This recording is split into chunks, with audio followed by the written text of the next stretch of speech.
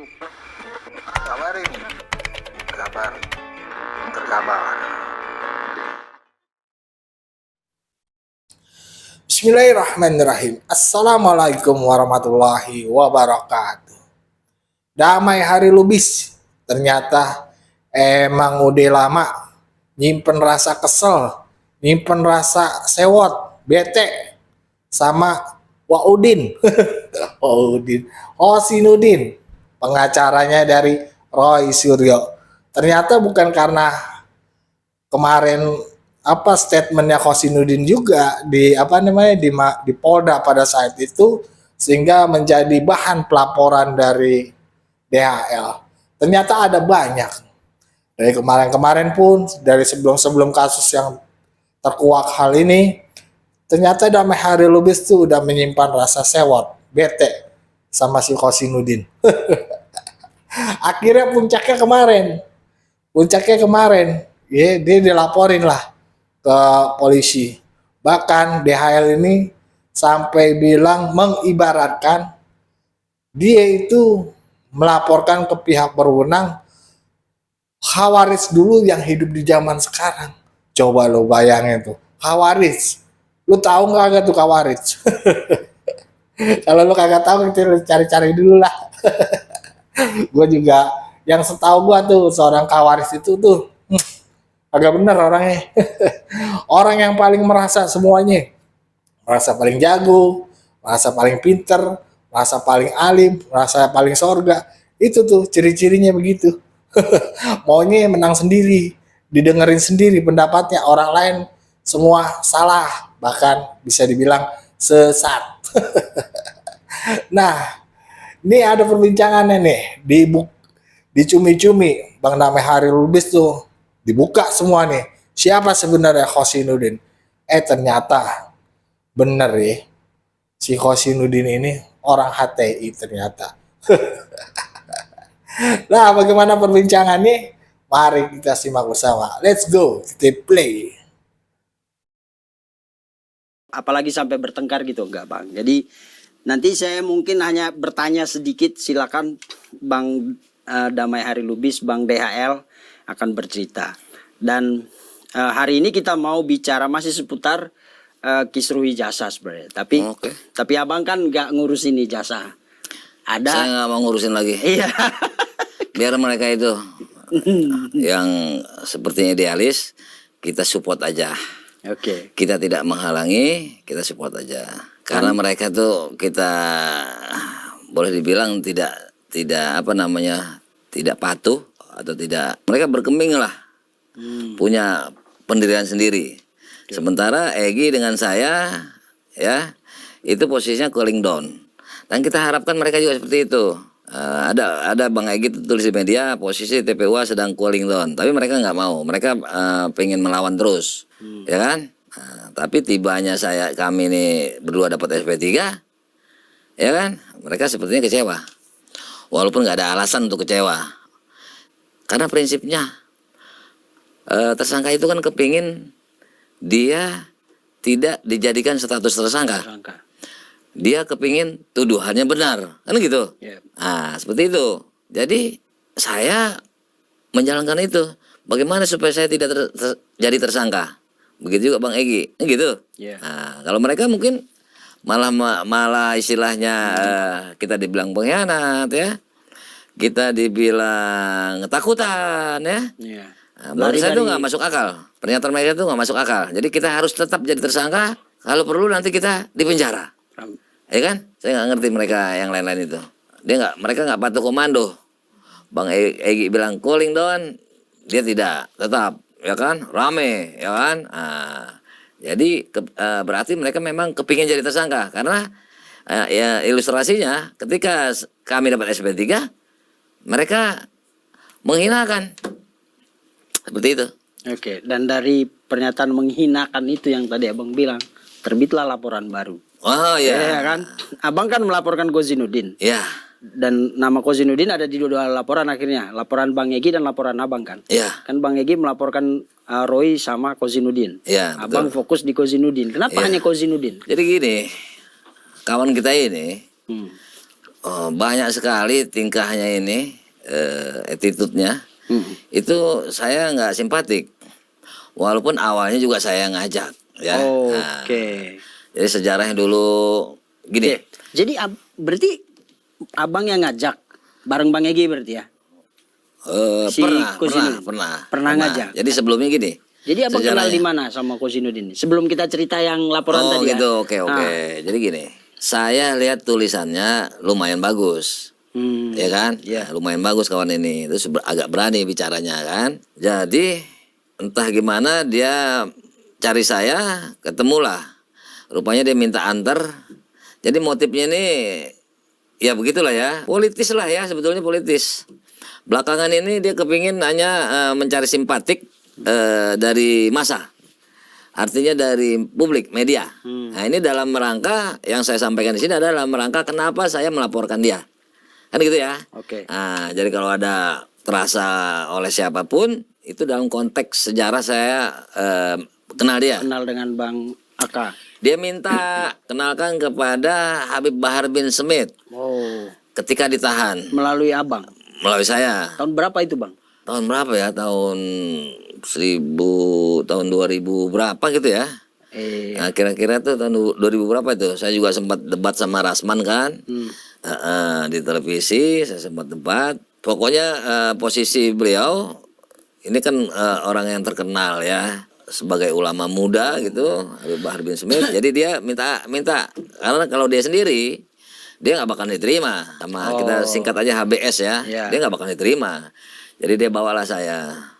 Nah itu ketika pindah LP-nya, dia minta dia antar lagi sama-sama lah ya. Saya juga ya sekalian besuk, artinya difasilitasi lah ya. Tinggal duduk aja lah di mobil. Seperti itu. Itu waktu itu dia posisinya dalam organisasi kalau nggak salah itu HTI. Oh di HTI si dia. Ahmad Koji Ahmad ini. Kozinudin. Itu saya antar 2 kali. Dia ketemu di situ kan dimulai tulis tambah dikenal lah. Pada saat itu ada ide kita menggugat Pak Jokowi 66 kebohongan. Nah, saya berebut sama Bang Egi. Ini kan logika organisasi tentulah ketua dan sekretaris. Waktu itu saya sekretaris. Kita munculkanlah dia. Kita kan butuh kawan baru yang bisa lah. Jadi kita nggak capek lah gitu kan. Nah seperti itulah kita bawa. Nah setelah itu dia berjalan lah. Alhasil ketemu lagi pada saat gugah perkara Bambang Tri di Surakarta. Nah saya dengan Bang Egi sebagai TPUA kan. Nah dia nggak tahu. Ternyata pada perjalanannya dia pecat Bambang Tri sebagai klien. Lah, kok bisa Bang? Nah itulah, ya kan. Apapun sebabnya kesalahannya, tentu kan nggak kurang elok lah ya. Seorang klien yang sedang dipenjara, sedang pesakitan, dia berhentikan. Diberhentikan. Nah, ternyata sepertinya dia marah sama Bang Egi. Kata-katanya kasar. Ini orang kayaknya lain ini kan. Nah, Bang Egi saya lihat nggak tegur, ya kan. Ini lain nih orang ini nih. Saya tegur, kau minta maaf, aku bilang itu senior aku. Kenapa dia marah Bang Egi? Kenapa dia marah? Jadi Bang Egi itu nggak mundur. Bambang Tri, kita kesian. Nggak pantas nih. Nah, walaupun dia kemarin cerita Bambang Tri, Gus Nur. Bambang Tri dia pecat dalam perjalanan persidangan. Dia nggak ikut lagi kita. Yang bela Dia terus. bilang sampai banding sampai apa kan. Saya yang buat konsep kasasinya. Ya kan? Tanya aja Bang Egi. Kita yang antarin lagi ke Solo. Kita yang besuk gitu kan. Jadi dia seperti itu. Nah belakangan Bang Egi juga dipecat dia kan. Artinya tuh dikeluarkan lah ya sebagai kaliannya. Walaupun saya cegah Bang Egi. Saya marah Bang Egi. Lu gak salah Bang. Lu mau minta tolong sama dia.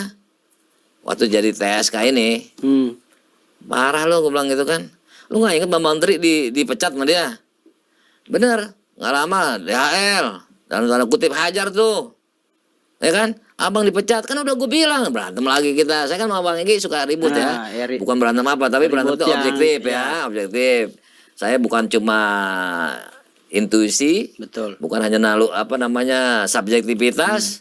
Tapi ada data empirik. Ternyata dalam waktu sekian hari saya tegur. Dia diam aja gak jawab. Sampai ini nih. Mungkin udah 4 tahun lebih gak dijawabnya. Begitulah ceritanya ya. Saya datangilah ketuanya. Artinya petingginya.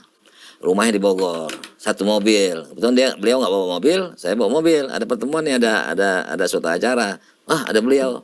Saya tanya lah, dia bilang, bang, sudah 2 tahun kami nggak pakai bang. Si Koji ini udah 2 tahun bang. Begitu juga anggota-anggota rekan yang lain.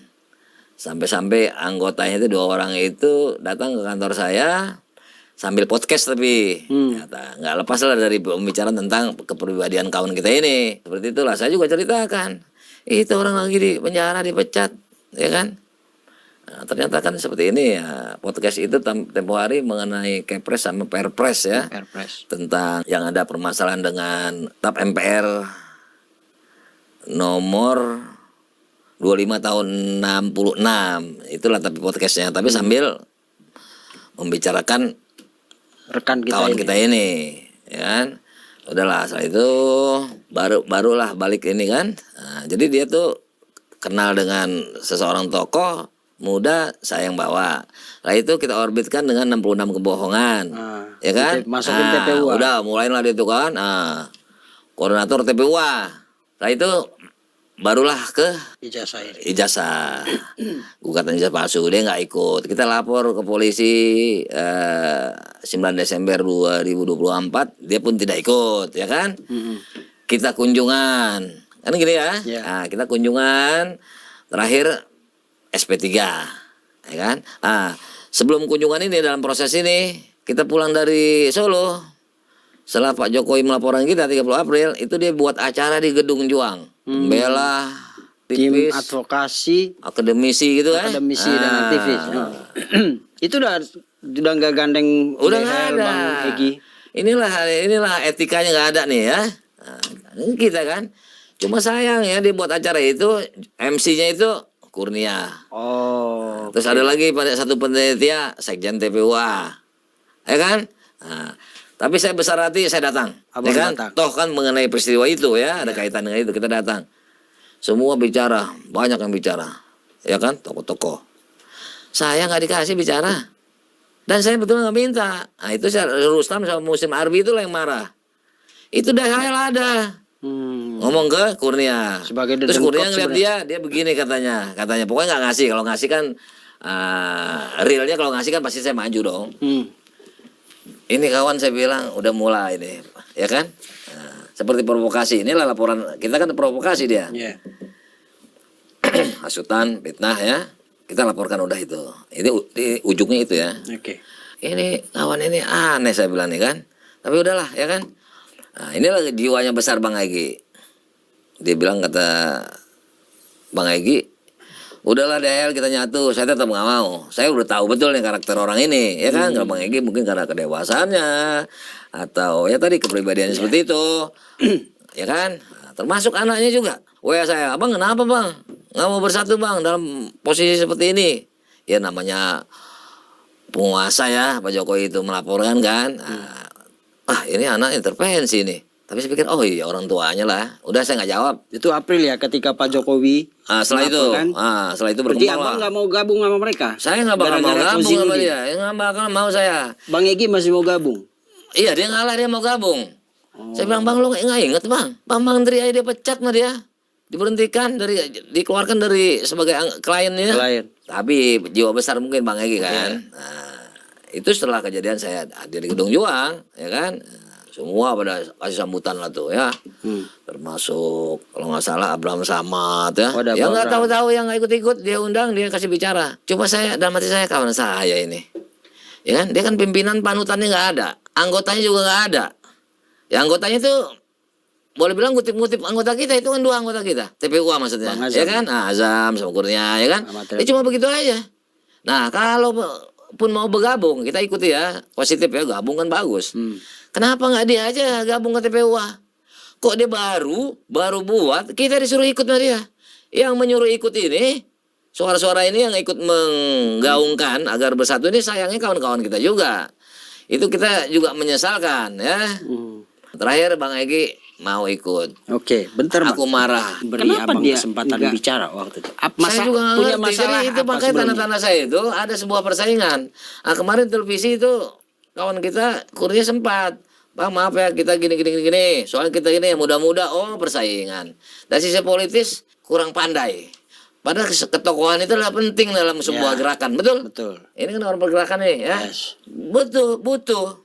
Nah, tokoh dia itulah, bagi dia mungkin tokoh itu yang mengobstruksi, yang memberir tentang SP3. Siapa itu? Siaka. Padahal tugas dia bikin tulis non litigasi. Apa sih nomenklatur dari non litigasi? Kan sebagian adalah restoratif justice, perdamaian, musyawarah, pertemuan-pertemuan yang baik, ya, Tapi menuju, ya kan? Ya. Tapi dia kan nggak setuju. Sekarang udah bergeser nih, ya kan? Kalau mau ayo harus semuanya, ya kan? Nggak ngerti jadi ngomongnya linglung. Dia meledakan saja katanya kan, ngapain? Ya kan? Nah, jadi dia menolak itu, padahal non litigasi. Ini bagian daripada laporan saya. Ini orang provokator.